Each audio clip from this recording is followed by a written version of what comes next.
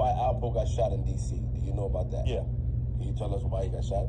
What you found out? Because D.C. is that way. I got shot because they was trying to kidnap me in D.C. I wound up getting hit that day. You wound up getting hit? Yeah, I wound up getting hit in my ribs. The only thing that saved me, like I said, the only thing that saved me that day, because I was going to get this girl, the only thing that saved me that day was that as I'm talking to this dude, he looks over my shoulder. And when he looked over my shoulder, I followed his eyes. And when I followed his eyes, I seen about 4 dudes coming to try to grab me. Okay. And I start running. Next thing I know, I feel bullets and all that coming past my head and hitting off the wall and all that. And one caught me in the ribs. That's when you figured, hey, put Wayne Perry in effect. Yeah. What happened was Cliff Cobb ran most of Northeast. And Jim and Jawbreaker were the 2 hitters for Cliff's little crew. All they knew was some dude from New York was coming down and acting big. They didn't care who it was. They don't know Alpo from beans. Now, if you talk to them right now, they'd probably tell you all about how they had done background on him or something like that. You know, but they've never been brought to task for it. But they shot him. And at the same time, we were shooting dudes from L.A. When I say we, I mean my community, D.C., was shooting, Jamaicans. We were shooting anybody that came into town and tried to run an operation. Did you ever hear of a guy named L.A. Roy Summers?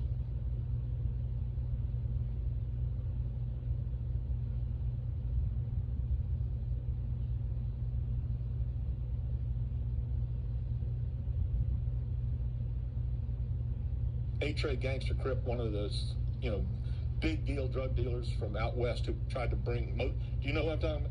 Used to bring a lot of drugs into the East Coast. And he sold all around D.C., Maryland, Virginia. Would never go into D.C. Said, excuse my French, those D.C. are crazy. And so he says, I don't deal with it. I ain't going to deal with it. And he testified because he was part of the whole, California scam with the R Street crew. He's, he was telling it like it was. He says they would do a deal with you. New York or D.C. guys would do a deal with you. Expect a discount the next time around. If they didn't get the discount, they'd kill you the third time around. That was the rep that was going on outside of D.C. And so anybody that came to D.C. and wanted to operate, and whatever drove Alpo down here, whether it was the killing of Richie Porter or not, I guess it was, right? Whatever drove him down here put him in a position where he had to rely on, people like Jim and Jawbreaker, and that ain't people you rely on because they will kill you. Albert Geddes Martinez moved from New York to the D.C. area, and he started supplying drugs to various drug dealers in the D.C. area and also in Fredericksburg, Virginia. He got immediately targeted and shot by some Northeast killers that Perry knew, but wasn't really close with. And this put Martinez in a bad position. He was, first of all, in the hospital and thought he was going to die. So he confessed all of his drug dealing activities to my partner, and he just told Angela everything that he was doing. And so he had left New York under pretty bad conditions. There were about 4 or 5 people who wanted to kill him up there. He had been involved in the murder of a friend of a major drug dealer in Harlem. When we had Martinez in custody, and we had him in custody for about 2 or 3 months, he started to cooperate with us. We really started getting that corroborative information about many of the murders. And we were able to put together, with his cooperation, a factual sort of format as to how each case went down. Because we ended up wanting to charge all those summertime murders. And that's what we ended up doing. We charged them all. Martinez pled to 14 murders, and we ended up having him go through all of the D.C. murders that he had done with Perry, and ones that he could remember and details that he could remember. But he also knew about other cases that Perry had done that he was aware of but didn't have any firsthand knowledge. This is my shot. And the R Street crew immediately led into the First Street crew, which we got that group done right after R Street.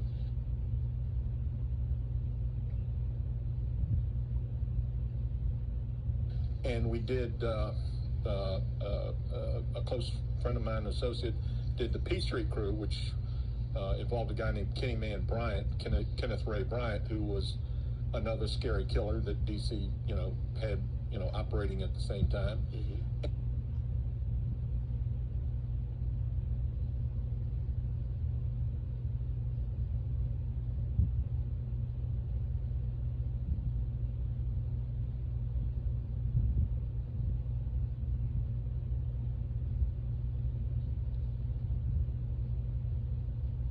And during the course of all of those investigations, Wayne Perry was the beast over the top of all of it. Did he ever tell you how this all started, how he got into this business? Yeah, he told me about the first murder he ever did, but he was 14 years old. He said he walked with the guy down to this little mom and pop grocery store in the neighborhood and watched him walk into the basement, and as soon as his head got at the level that he could see, just nothing but the back of his head, he pulled the gun out and emptied it into the guy's head.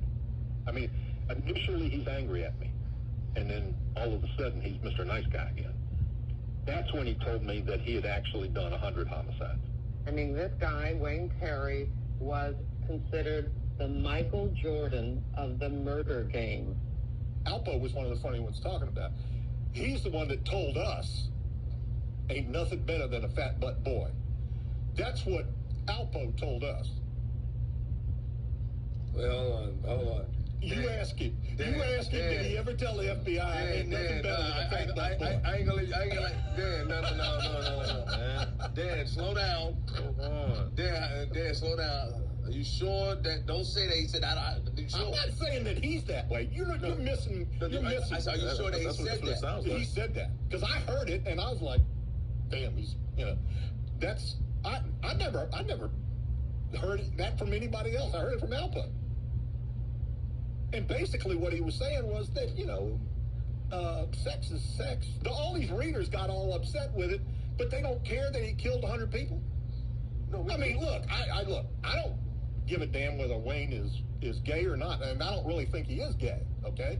You think that Alpo was saying that just to pull your string or to crack a joke? Probably. Yeah, because we never heard that. Yeah, but probably, not, you can, if you got a chance to talk to him, you just ask him, did you ever say that to the FBI agents? And if he says no, then he's lying. Well, he's a guy from Harlem. They crack jokes. And cracking jokes is fine. He was cracking jokes with us, and that was part of it, but it was in that same context.